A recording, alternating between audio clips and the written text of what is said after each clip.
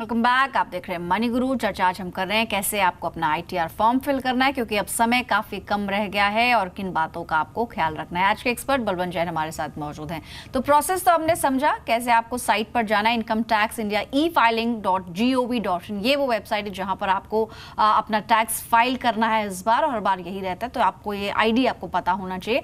Registration का process भी काफी आसान है। आपको रजिस्टर करने के लिए न्यू यूजर अगर आप पहली बार कर रहे हैं और आपको वो क्लिक करना होगा, आपको मोबाइल पर एक वन टाइम पासवर्ड मिलेगा और उसकी सहायता से आप लॉगिन कर पाएंगे। जो आपका पैन नंबर है वही आपका यूजर आईडी है। आप क्रिएट कर सकते हैं एक अपना पूरा पासवर्ड, और उसके बाद आपको कुछ और डिटेल्स फिल करनी है, जैसे डेट ऑफ बर्थ और जो कैप्चा कोड उसमें गिवन होता है। उसके बाद आप लॉगिन कर पाएंगे।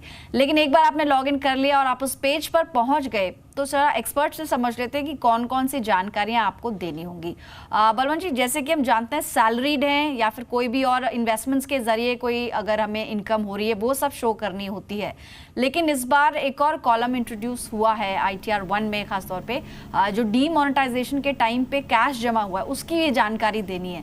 तो अगर आप बता सकें और कौन से सोर्सेज हैं जिसको हमें मेंशन करना होता है इस फॉर्म के अंदर।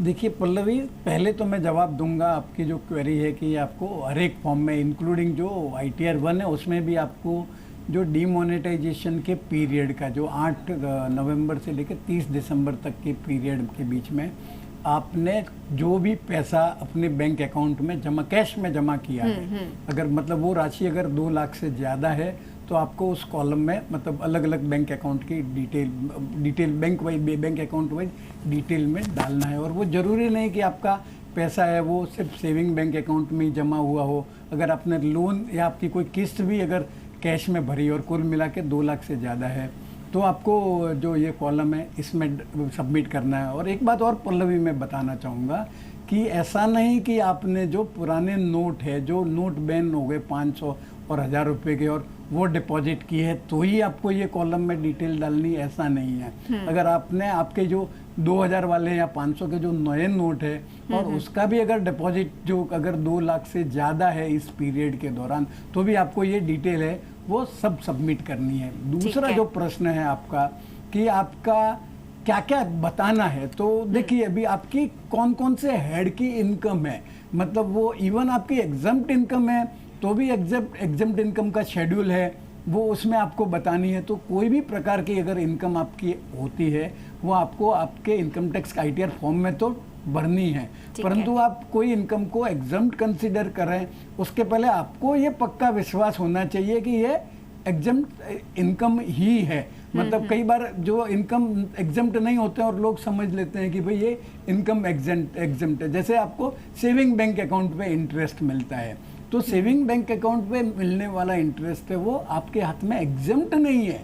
सेक्शन 80 TTA के हिसाब से आपको कोई भी प्रकार के सेविंग बैंक अकाउंट पे जो इंटरेस्ट आता है उसके ऊपर जो चैप्टर 6 से है, जिसमें सेक्शन 80C 80D वगैरह है, उसी में ये सेक्शन 80 TTA भी आता है।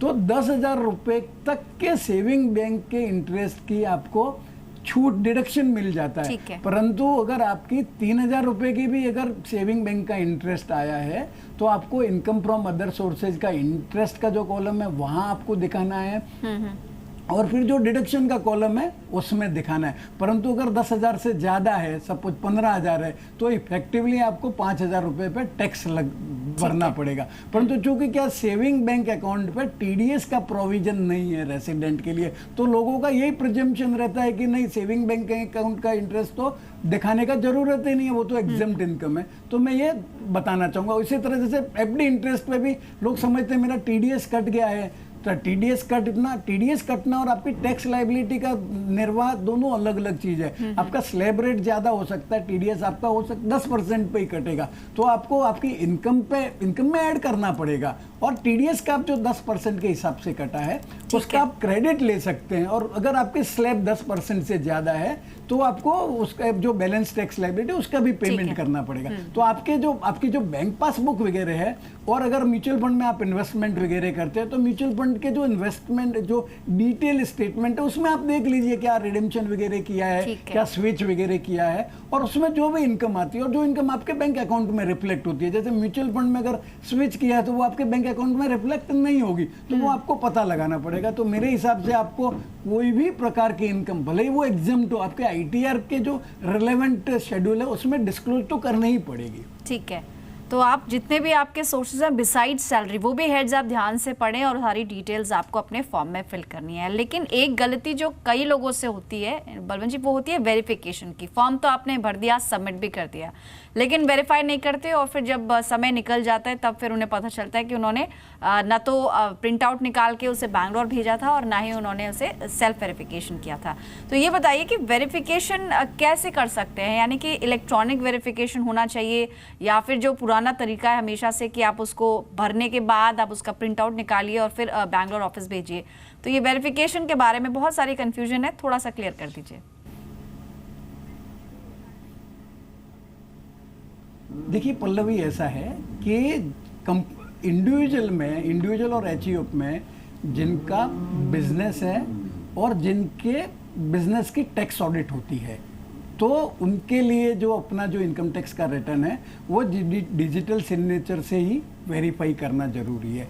इसके अलावा जो भी रिटर्न आप ऑनलाइन फाइल करते हैं उसमें भले ही आपके लिए डिजिटल सिग्नेचर अटैच करना मैंडेटरी नहीं है, पर अगर आपके पास डिजिटल सिग्नेचर है तो आप डिजिटल सिग्नेचर यूज कर सकते हैं। इसके आपका जो आधार कार्ड है, आधार कार्ड से आपको जो ओटीपी आ जाएगा वो आप डाल के कर सकते हैं। इसके अलावा आप एटीएम से भी करने की सहूलियत है। अब आपका इंटरनेट बैंकिंग का लॉगिन करके भी आप आपका जो रिटर्न वगैरह फाइल किया है वो आप बाद में भी वैलिडेट कर सकते हैं। परंतु अगर आपको इन जो प्रोसेस मैंने बताई है, ये प्रोसेस से अगर वेरीफाई नहीं किया है तो आपके पास फिर भी टाइम है। जैसे मैंने बताया कि आप आईटीआर फॉर्म 5 जो जनरेट होता है, जैसे ही आपका इनकम टैक्स रिटर्न फाइल हो जाता है आपका आईटीआर 5 जनरेट हो जाता है, उसका प्रिंट आउट निकाल लीजिए और साइन करने के बाद सीपीसी का जो बेंगलोर का एड्रेस है और वो एड्रेस भी आपका उस फॉर्म के आईटीआर 5 के ऊपर रहता है, आप वहाँ पे 120 दिन के भीतर आप भेज सकते हैं।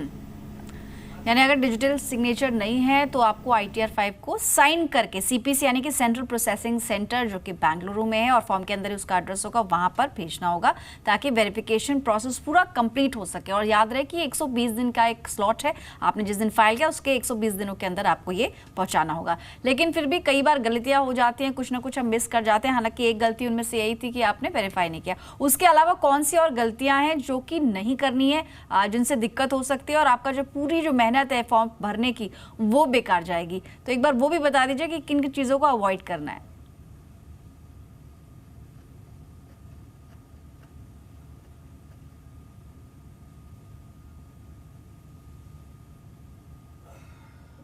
एक्सपर्ट है जो प्रैक्टिसिंग चार्टर्ड अकाउंटेंट से टैक्स कंसल्टेंट है, उनकी आप राय लीजिए, उनका एक्सपीरियंस फायदा मिलेगा। आपका टैक्स फाइलिंग के अलावा भी आपको आपके इन्वेस्टमेंट वगैरह में वो आपको एडवाइस दे सकते हैं। परंतु अगर आप खुद ही कर रहे हैं तो मेरा सुझाव है कि आप पैन नंबर वगैरह तो आपका वैलिडेट हो जाता है, क्योंकि आप पैन नंबर के से ही आप लॉगिन करते हैं। आप एक असेसमेंट ईयर एक बराबर ध्यान रखिए कि जो असेसमेंट ईयर का रिटर्न भर रहे हैं वही असेसमेंट ईयर का फॉर्म यूज कर रहे हैं या नहीं।